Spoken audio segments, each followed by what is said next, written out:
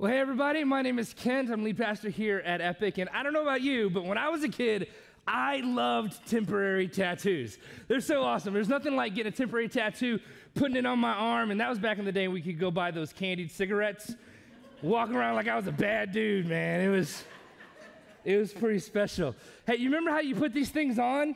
Like you take it and you got to use like a sponge or a wet paper towel, and you have to put it on and you have to hold it in one exact spot for what felt like an eternity, right? It was 30 seconds, but it was the longest 30 seconds of your life. And if you did it right, it was awesome. If you didn't do it right, it was a disaster. Well, in a way, this is like the perfect metaphor for this series that we're jumping in today, because life can be that way. I mean, think about it. If you do it right, it's awesome. If you don't, it can be a disaster. So, with that in mind, with that little bit of a teaser, let's pray, and then we'll jump right into the first week of our series. God, we love you, and we thank you so much that you first loved us. Lord, our prayer today is that you give us the wisdom to know what to do with what we're about to hear, and then the courage to do it. In Jesus' name, amen. Now, the title of this series actually comes from a commercial I saw not too long ago where there's this guy in a tattoo shop getting a tattoo, and his tattoo is supposed to say no regrets, but the camera zooms in and you see that it actually says no regrets. And I don't care who you are, that's a bad day. That is not cool, right? The truth is, though, in life, we've all lived long enough to know that there's some things that you look back on that you wish you did or wish you didn't do. There's some things that you look back on and you're so glad you did, or you're so glad that you didn't. In fact, just think back for a moment. Think about your teenage years. Think about when you're in elementary school. Just think back for a moment, right? Think about your 20s for some of you. Think about your 20s. And for you, you think you're so glad that didn't happen. For you, actually, an ex, their face comes to mind, and you're like, I'm so glad that, because you're friends with them on Facebook and Instagram, and you're like, they're a mess. Right? You're like, dodged a bullet. So it's true, right? There's all of us can look back at some time period of our life, and we're so glad that this didn't happen, so glad we didn't do that, so glad we did do some other things. Same thing with advice. You can look back at some advice, and some advice you're like, man, you know, I thank God that somebody gave me that advice, right? Or you look back and you can say, man, I wish that I would have listened to the advice that I was given, right? Now, here's the thing about that. As you're looking back, when you look at your past, there's nothing you can do about it. Isn't that depressing? Doesn't that just leave you kind of hopeless? It's like, there's nothing you can do about it. When you think about the past, there's nothing you can do about it. But here's what I know. Even though you can't do anything about your past, you can change what your past will be. Even though you can't do anything about your past, like what already is, you can change what your past will be. Here's what I mean by that. One day, right now, this moment, the decisions you're making today, one day they're going to be in your past. And right now, you have the ability to change what your past will be. Here's what's interesting about that. Future you is going to look back on the choices that you're making now with either a sense of gladness or a sense of regret. Future you is going to look back on the decisions and the choices that you're making now with either a sense of gladness or a sense of regret. You'll either be glad that you did or didn't, or you'll regret the fact that you did or that you didn't. Another way to think about this is to put it this way. That is that your present becomes the past that shaped your future.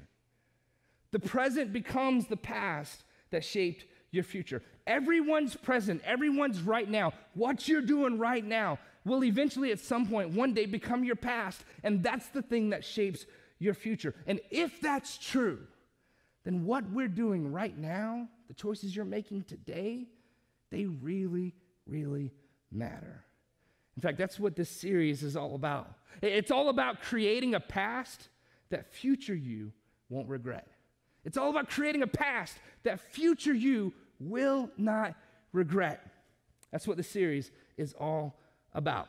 Now, to make it fun, we thought each week we'd kind of hone in on a specific group of you. And we're going to do this by specific stages of life. And so this week, I'm talking to all the singles at all of our locations. We'll be talking to single people. Next week, we're talking to all the married people. The week after that, we're going to be talking to those that are a little older, a little more seasoned in life. And that week in particular, we're going to make sure that we talk louder that we go slower, and we're gonna make the font real big on the screen so you can read it. What's funny is some of you are like, we should do that all the time. I like that. That looks good. That's nice. No, we're not going to do all that. But here's what you do need to know about this series. Regardless of where you fit in, regardless of what stage of life you're in right now, I want you to know that every single week in this series is going to be super helpful and super relevant. Not just for you to know for you, but for you to know for other people that you come into contact with, right? And for you to know for future you. So important. So make sure you're here every single week in this series. Now, this whole what you do right now becomes your past that shapes your future idea is nothing new. In fact, Jesus actually taught about this, and we're going to look at that this morning. It's in his most famous sermon. It's the Sermon on the Mount. Jesus said this in Matthew chapter 7, starting verse 24. He says, "Therefore, everyone who hears these words of mine and puts them into practice is like a wise man who built his house on the rock.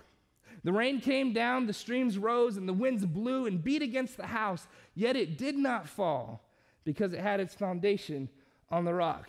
He says, listen, if you'll hear my teachings and you'll put them into practice, then one day future you is going to look back with a great sense of relief, with a great sense of gladness, because you built your house, you built your life on a firm foundation. He essentially says this: what you do now becomes your past that shaped your future, right? Except in this case, it shaped it for the positive, for the good. But then he goes on in verse 26, look what he says. "But everyone who hears these words of mine and does not put them into practice is like the foolish man who built his house on sand. The rain came down, the streams rose, and the winds blew and beat against that house, and it fell with a great crash." And here Jesus tosses out this warning. He says, hey, the opposite is also true. If you hear these words of mine and you don't put them into practice, then let me tell you what's going to happen. One day, future you is going to look back not with a sense of relief or gladness, but with a sense of regret, because you built your house, you built your life on sand, and it came crashing down. In other words, he says, what you do now will become your past that shaped your future, except in this case, for the negative. He says, listen, there are things that you're going to do in this stage of life that in the next stage of life, you'll look back and you'll either be glad or you'll have regret. You'll be glad or you'll have regret. And I think it's really interesting because he gets very specific here, and he kind of hones in, and he says that there's something in particular that makes all the difference. It's what you do with what? Did anybody catch it? It's what you do with these words of mine. It's what you do with these words of mine. What you do with the teachings of Jesus, that's the thing that makes all the difference between whether you're going to have regret or whether you're going to be glad. You'll be happy, grateful because of what happened. What you do with these words of mine. So today, we're going to kick things off with something specifically for all the single people. And listen, here's what I don't want you to hear me saying. I'm not saying that if you're single, then the logical next step, the best thing for you next is that you get married. No, I'm not saying that. Many of you are happy being single, and you have no desire whatsoever to ever be married, right? And so I'm just saying lots of this advice that we're going to share, we're going to look at today, it's good whether or not you move on to that step of being married or not, all right? So keep that in mind as we work through this. So today we're talking to all the single people. So all the single people at all of our locations, come on, make some noise. Let me hear you. All right, yeah. Some of you were like, did she yell? Did she yell? I wanted her to yell. Is she married? Can't do that again. All the married people, make some noise. Okay. I don't know what that says about marriage. Hey, all right, all the parents. No. You know what? I'm just glad you made it to church. All right, let's face it, this is probably like the best break you had all week. So you can just go sleep right now. I don't care. Just get some rest. You're tired. It's all right.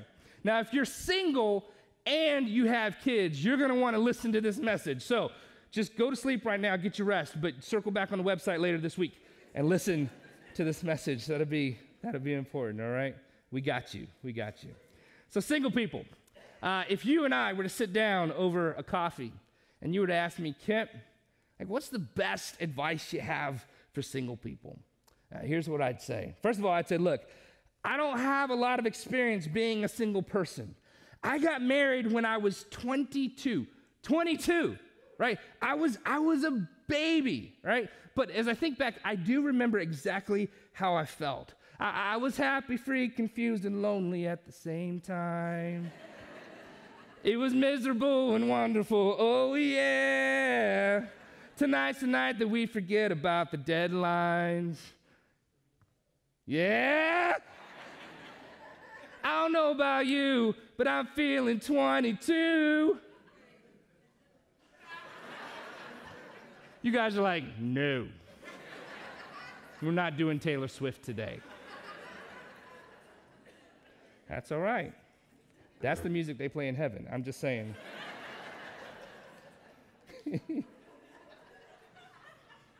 I got married when I was 22. So I haven't logged enough single person hours to be an authority on what it means to be single and everything that goes along with it. But I have been the pastor of a church that's full of single people for the past 10 years. And I've sat across the table one-on-one from single person after single person after single person. Young single, older single, single again. And I've heard them share their story. And I feel like I've had a front row seat to the story of a single person's life in a way that few other people have. I've been there through the great times. I've been there through the not so great times as well. So what do I know about being single? Not much. But I do know these words of mine. I do know these words of mine, and I think that this is enough to save you some tears and save you some years. So, let's jump right into it, all right? No Regerts, singles edition. I want to share with you today 3 things straight from the scriptures that I promise you, if you'll apply them to your life now, future you will be so very glad that you did. All right, you ready for this? Here we go. I want to give them all 3 to you at the same time so that you won't forget them. All right, here they are.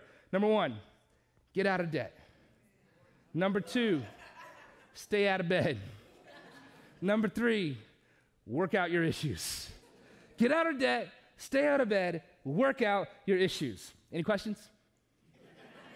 You're dismissed. I'm kidding. Let's talk about this. All right, here we go. Here's the first one. Get out of debt. Let me tell you what I mean when I say get out of debt. If you're in debt, get out. That's what I mean when I say get out of debt. Now, I'm not talking about your mortgage if you have one of those, but what I am talking about is dumb debt, like credit card debt. Like, man, I finally get to get that kind of car debt. Or, man, this is my chance to finally get a motorcycle debt. Or wardrobe debt. Or shoe debt, right? This is dumb debt. Listen, if you had to put it on a credit card so you could wear it, you shouldn't have bought it, right? That's dumb debt, right? You need to get out of dumb debt. Here's another one, travel debt, right? If you got to put it on a credit card in order for you to be able to go on the trip, don't go. You better tell your friend to send you some pictures. Just live vicariously through them, right? Because you don't need to put yourself in the position that you're in now, which is still paying 3 years later on a trip you went on 3 years ago. And come on, trust me, right? Isn't this true? And you know this is true. That wasn't even that good of a trip that you should still be paying on it 3 years later, right? You're like, oh, I want to go to Egypt. You better Google that. Watch somebody else's videos of Egypt. Right? That's free. You can go anywhere you want to in the world. You just surf the web. There you go.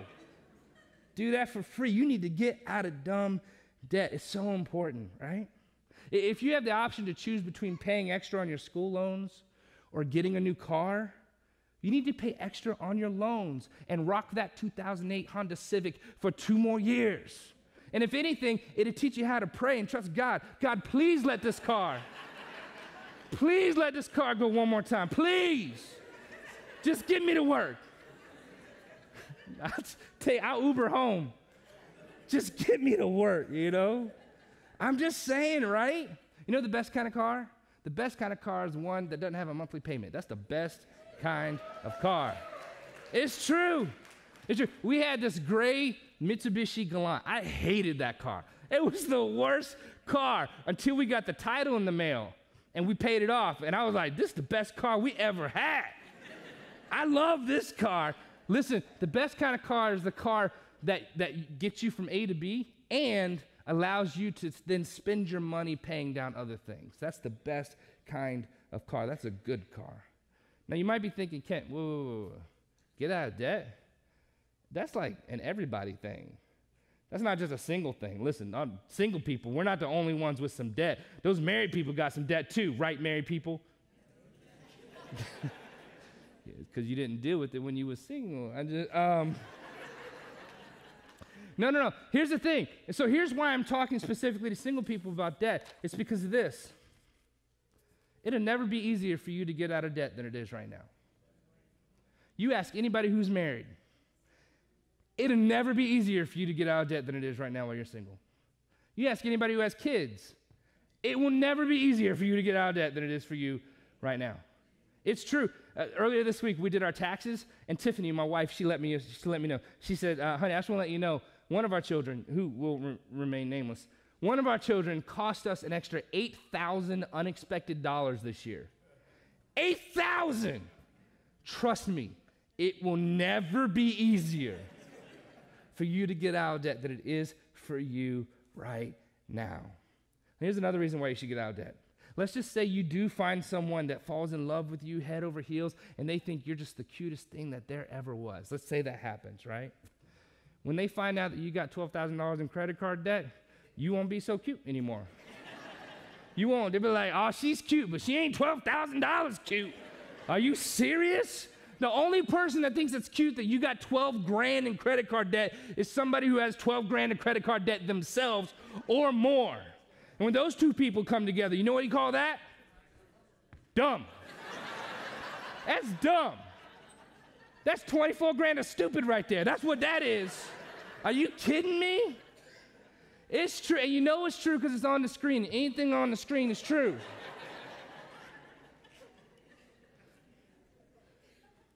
Trust me, she will love your car till you two get serious and she figures out you still owe $35,000 on it. Be like, oh, you got a good car. No, you don't. That's a bad car. Here's another thing. At some point, single person, if you do get into a relationship and get serious, at some point you're gonna have to introduce who was your date to your debt. That's a fun conversation. Hey, baby, I love you, and because I love you so much, I want to share everything with you. So here's my debt. This is my friend Visa. Me and Visa, we go way back. We've been friends a long time. We've been through a lot together, me and Visa. And I was cool with Visa, but then I had to move on. So this is Chase. This is my friend Chase. And the reason why I moved on to Chase is because I ran out of room on Visa. And so I used Chase to actually pay off Visa. And I don't know how it happened, but I filled Visa back up. So now I got Chase and Visa. And lately I've been looking into MasterCard because I think MasterCard might be able to help me with my problems with Visa and Chase. And because you love me, here we are. That's not a fun conversation. Trust me, you don't want to do that to someone that you love. Here we are. Right? Right? Some of you are like, oh man, today, why did I come to church? Why did I come to church? Of all days, why did I come to church? Listen, if your plan, some of you are like, I got a plan. You're just going to keep it a secret till it's too late. Listen, if that's your plan, let me tell you, you're going to go from having a financial problem to having a marriage problem. And if you think single people problems are bad, you just wait till you get yourself a big old marriage problem as a whole nother level of bad, right? You don't want one of those. I'm just saying, all right? So don't keep it a secret. Make sure you're upfront about that stuff. And deal with your debt. Get out of debt. Here's another reason you should get out of debt. Look at this verse in Proverbs. It says the borrower is what? Slave to the lender. The borrower is slave to the lender. When you carry a bunch of debt, you aren't free. You're a slave. You can't do what you want to do. Why? Because Visa won't let you. Because MasterCard won't let you. Because your loans won't let you. You can't take advantages of the opportunities that come your way, and you have no idea what opportunities are in front of you. You can't take advantage of those because your debt won't let you. You're a slave. You can't do what you want to do because you've got another payment to make. You're a slave. And to take it a step further, if you're a follower of Jesus, oh man, not only can you not do what you want to do or take advantages of opportunities that come your way, you might not then be able to do the things that God wants you to do. Like you're not able to be generous as you would like to be because Visa won't let you. Your debt won't let you. You're not able to meet needs like you would want to be able to meet needs because your debt won't let you. And what if God were to kind of put it on your heart to switch careers, to do something else, to go into some type of industry where you're serving others and you want to do good and a greater thing? And like, what if God were to do that and lead you that way? You can't even do that because your debt won't let you. Now, don't hear me wrong. I'm not saying that God doesn't want you to have nice things or experience nice things. Right? God does want you to have and experience nice things, but I am saying that God doesn't want you to be a slave to a bunch of debt. He doesn't want you to be a slave to a payment for stuff that you don't even have anymore. Come on. He doesn't want you to be a slave to stuff that you don't wear anymore. Like when you look in the closet, like you go past that, you're like, no. He doesn't want you to be a slave to stuff that you don't use or even like anymore. He doesn't want you to be a slave emotionally because now you're all turned on upside down because your financial situation is such a mess. You can't breathe right. Like, I can't breathe right. You're a slave emotionally to your debt. You're all stressed and worried. And so singles, it'll never be easier than it is right now. It'll never be easier. So get out of debt. And maybe you're thinking, yeah, but how? Look at me. You're smart. Google it. Google it. You're smart. Get a roommate. You're smart. Ditch the car. You're smart. Join Financial Peace University, which is something that we offer to help everybody get a plan about how to get out of debt. You're smart. Start a side hustle, right? One of my favorite podcasts right now is Side Hustle School. And some of you are going to look that up, and you'll be glad you did, and others of you won't, and you'll be sad. You're going to have some regrets. I'm just saying. Come on. Get out of debt. You can do it. You can do it. Get out of debt. Future you will be so glad you did. Okay? Second one. Stay out of bed. Stay out of bed. Now I'm about to read you some verses in a moment, and when I read these verses, the temptation is going to be to push back and say, okay, who wrote that? The Apostle Paul. Okay. What's he know about the 21st century? Like, he doesn't know anything. Are you kidding me? When was this written? Right, and you expect me to think, listen, that's old. That's the Bible. Times have changed. Culture's different.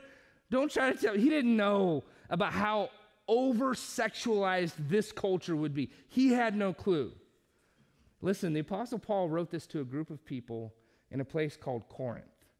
And that's significant because Corinth was so incredibly sexualized that it actually dwarfs what we experience today in the modern Western world. Like, let me tell you about Corinth. In Corinth, men owned women. They were property. And there were no rules. They just did what they wanted to. Not only that, in their worship, their pagan worship, they would go to their pagan temple, and at their pagan temple were these temple prostitutes. That was part of their worship. Like, this is way more sexualized, way more extreme than even what we experience in our culture today, right? Way beyond where we're at. So just trust me when I say Paul wasn't out of touch. Paul knew what was going on. Now, I love what Paul says here because he doesn't just say, don't do it. But he actually gives us a reason why. And I want to jump in on that. So here we go. 1 Corinthians chapter 6, verse 18. Here's what he said. Look how he starts off. He says, flee from sexual immorality. And I think he's like, flee. He's like, run from sexual immorality. And what's interesting is in chapter 7 of 1 Corinthians, he actually defines sexual immorality as sex outside of marriage. He says you should run from sex outside of marriage. And this verse, when he says flee, the way he starts it off, it carries more weight for me than maybe it does for you, because when I read run from sexual immorality, I think to myself, man, there's not very many things that would actually make me run. You know what I'm saying? Like, I'm not the running type. Like, and my life could be in danger. I'd be like, yeah, I mean, if it's between that and running, I'm just, this is my time. I think I got to go. And if you ever did see me running, you should start running too. Like, if I go running past you, you should be like, don't ask any questions. You just run, because your life is in danger. So I think Paul starting this verse this way, where he says, flee or run from sexual immorality, I think it kind of points or hints at the idea that, hey, you need to run because this is something that really has the potential to harm you. He goes on, he says this, he says, all other sins a person commits are outside the body, but whoever sins sexually, look what he says, sins against their own body.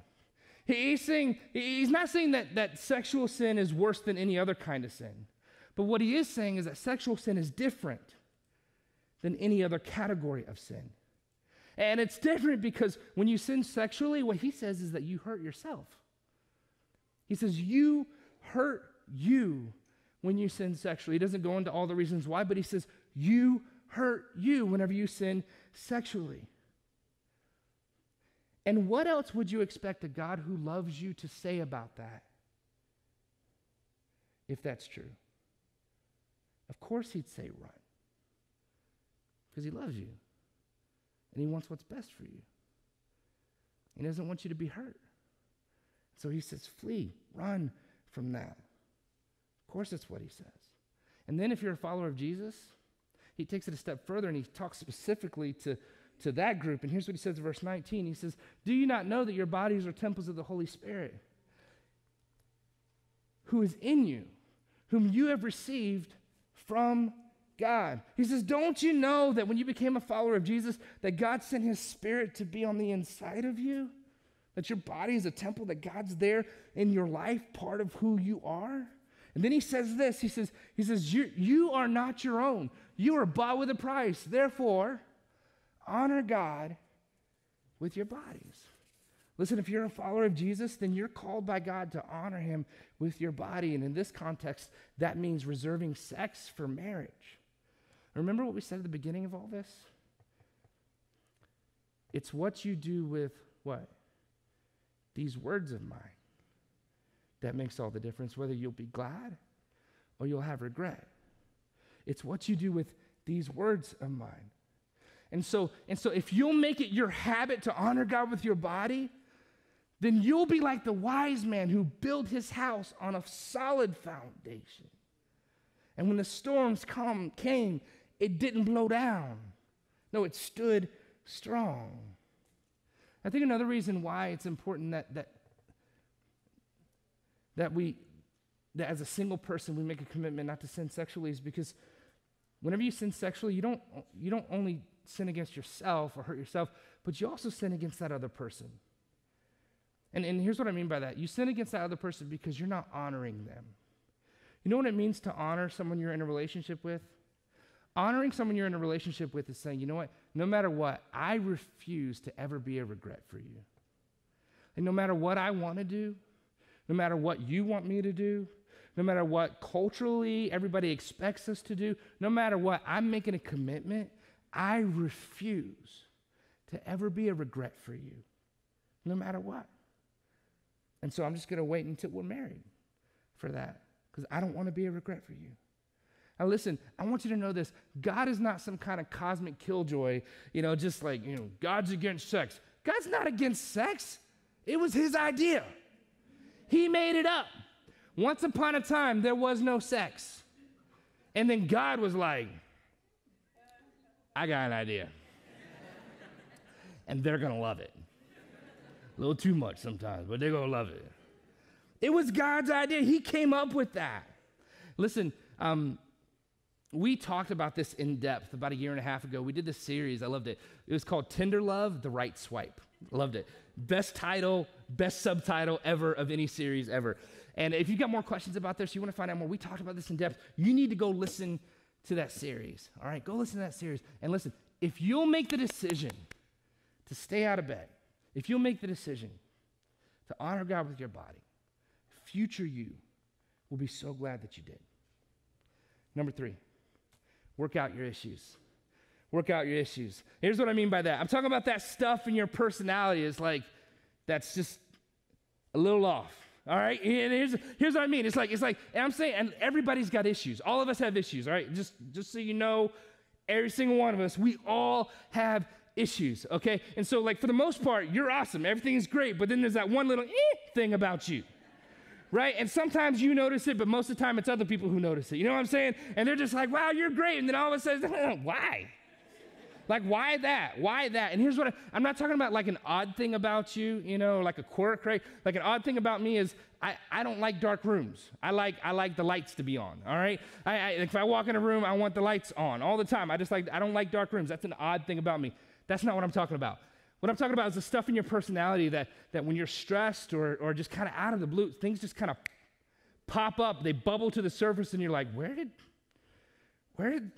that come from? Like, how did I get that angry about that? Or how did I get that angry that fast? Or what was the deal with that? Like, am I jealous of them? Like, why did I say that thing that I said?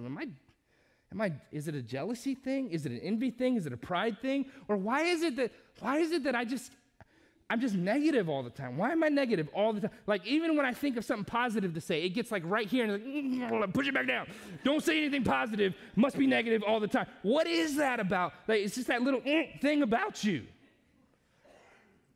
I'm saying that while you're single, you have an opportunity to start working on some of those issues.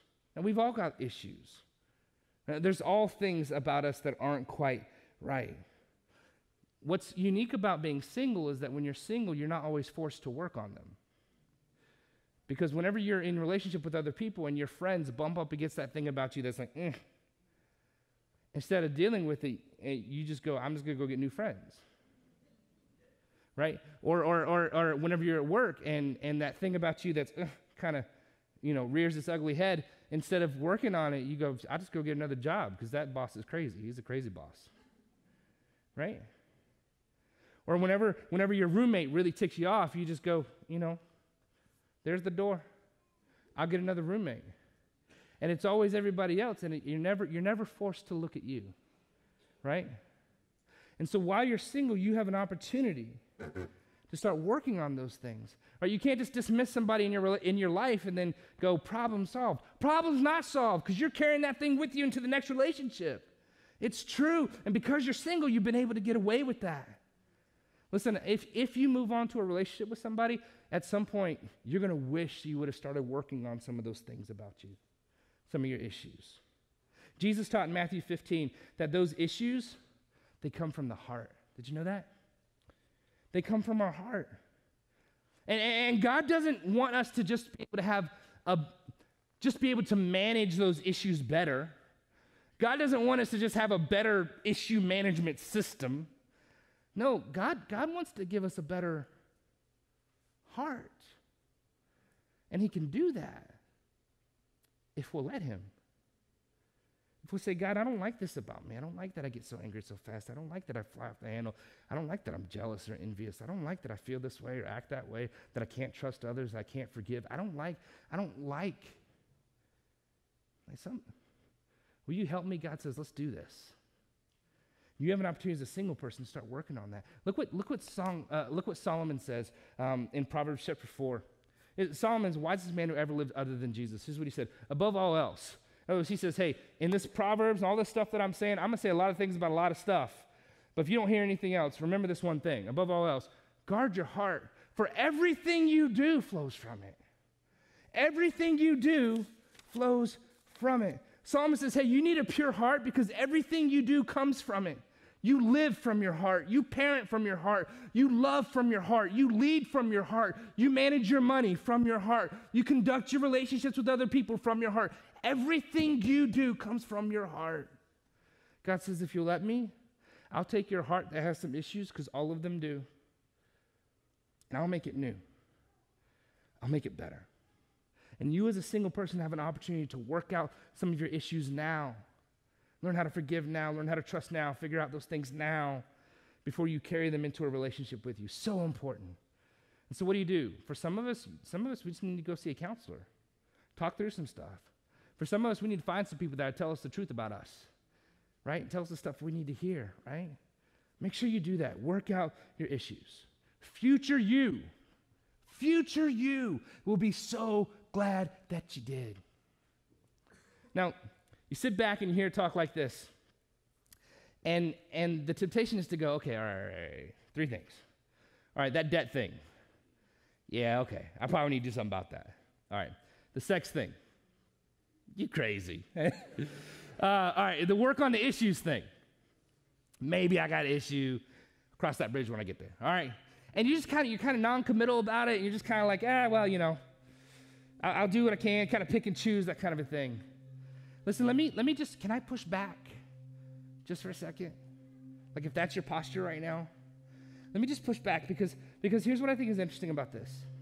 Like, even if you're not looking to like go from single to couple or single to married, even if you're not, the truth is that you might. I mean, that could happen. Like some cute little thing could walk in your world and you're like, and if that does, you know what you're going to hope is true of them? You're going to hope that they got out of debt, and that they stayed out of bed, and that they worked out their issues.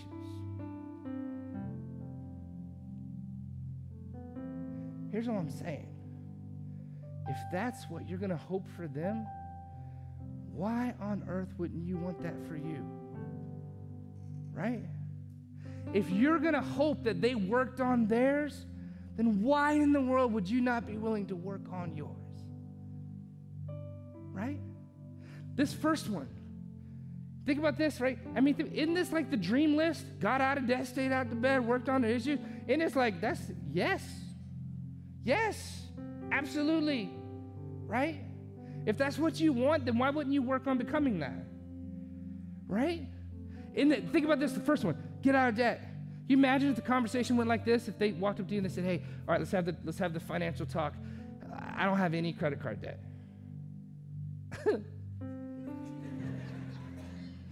And I'm a little embarrassed because I should have saved more, but I did save, and here's the balance of my savings account.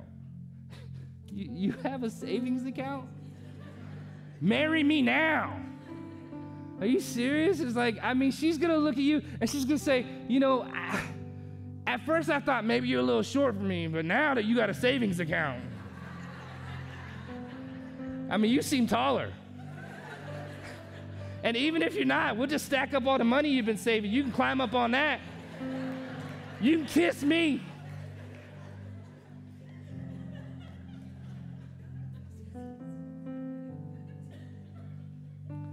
Right?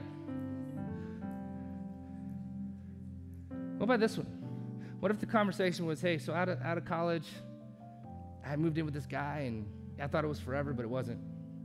And things didn't go like I hoped, and so we broke up, and I moved out, and then I went to this church, and they started talking about this stuff. And I thought, that makes sense.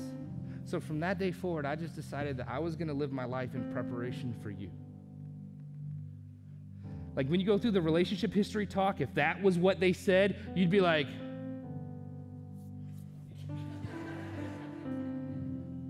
or how about this? I grew up in a Christian home. I was just always taught that sex was for married people. So, like, I know I might be the only one on the planet who did this, but my whole life, I've just waited for the right person. And so here we are.